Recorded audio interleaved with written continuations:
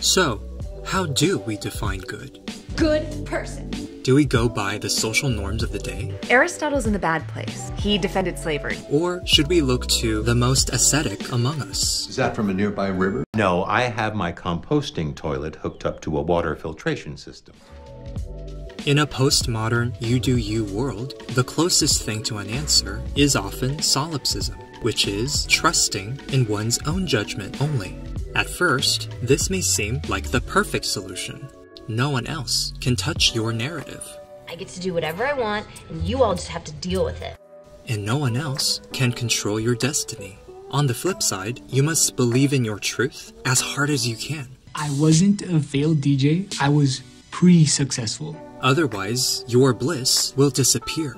As soon as your self-belief runs out, your whole world disappears. As your insecurities kick in, the fragile foundation of your shaky identity will stand no chance. How do we avoid this? This isn't an easy question, so much so that we might call it quits by making do with an unsolved riddle. And maybe that's all we can do. It's what Plato did, admitting that what he doesn't know, he doesn't think he knows. Or maybe, just maybe, we're refusing the true explanation.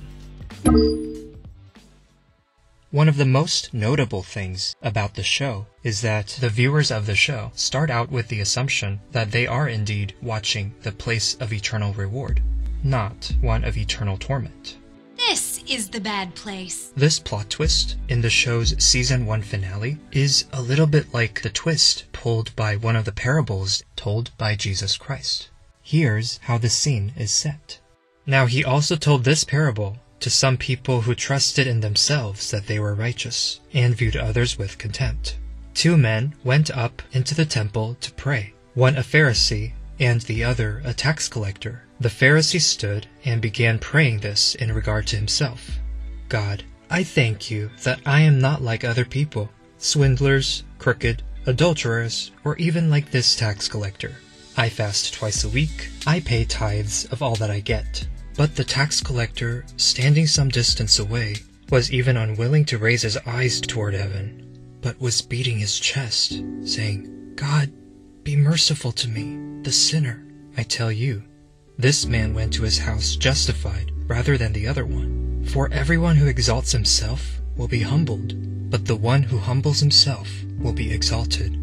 There's something unusual here. The religious leader, normally highly esteemed by the community, turns out to be rejected by God, whereas the tax collector, the likes of whom are usually despised by the community for being extortionists and sellouts, turns out to be accepted by God. Puffed up by his high opinion of himself, the virtue-signaling Pharisee is self-absorbed. His prayer is no prayer at all, but a self-congratulatory resume. In contrast, the tax collector, who has such a low opinion of himself, who has such poverty in spirit, prays a much shorter but real prayer, and wins God's stamp of approval. The intended takeaway here is not that it is okay to be unscrupulous and bad to be moral, but that the supposed goodness with which we pat ourselves on the back can become, ironically, the very stumbling block that keeps us away from God, who is goodness himself.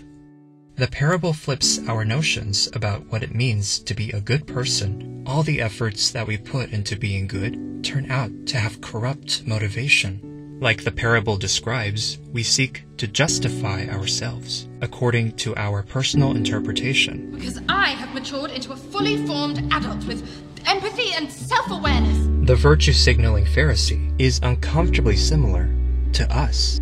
No offense, but I can't believe you and I ended up in the same place. In our self-righteousness, we do not seek the true official interpretation doled out by God alone, but our own judgment. I'm not a bad person. I'm not. I'm a good person. When we trust in ourselves that we are righteous, we believe that all the strength to do good came from us. If you work hard and absorb the material, you just might be able to earn your place here. Instead of seeing that it was all enabled by providence, we give credit to ourselves. I am Brent Norwalk and I'm a good person. I'm in the good place, you ever heard of it? And I'm here because I deserve to be here. I'm here because I earned it. Righteous in our own eyes, we don't want God to be the one making the ruling, so we take away his interpretive authority. Give it back! No, it's in my void and you can't have it. And in stopping God from being God, we are being heroes, deeming ourselves to know so much better than God.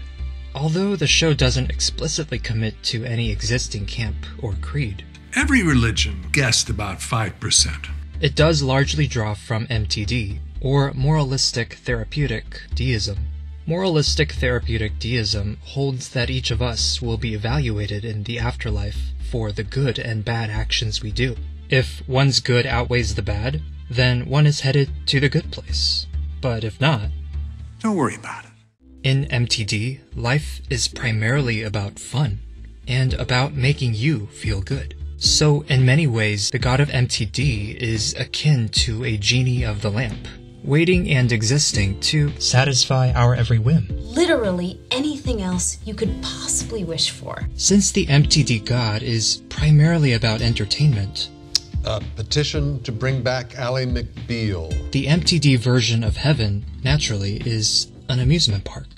In a postmodern take on God, God is shown to be someone who needs to have her privilege checked, and heaven to be an institution that needs to be dismantled.